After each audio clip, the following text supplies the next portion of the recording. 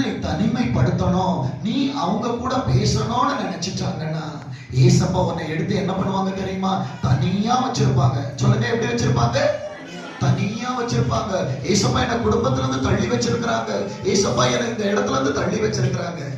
கவலைப்படாத, உன்னை அவர்கள் தள்ளவில்லை, கர்த்தர் உன்னை மறைத்து வைத்திருக்கிறார். சாத்தான் வந்து இங்க கம்ப்ளைண்ட் பண்றான் ஏசப்பா கிட்ட. என்ன கம்ப்ளைண்ட் பண்றான் தெரியுமா? காலையில திருச்சபையில தியானித்தது, அப்பா நீங்க எனக்கு முன்பாக முள்வேலி வச்சிருக்கிறீங்க.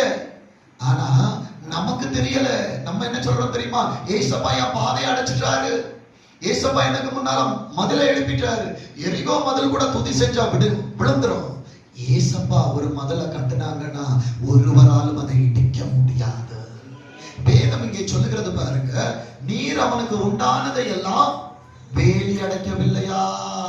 அப்ப ஏசப்பா என்னை வேலி அடைத்து வைத்திருப்பார்.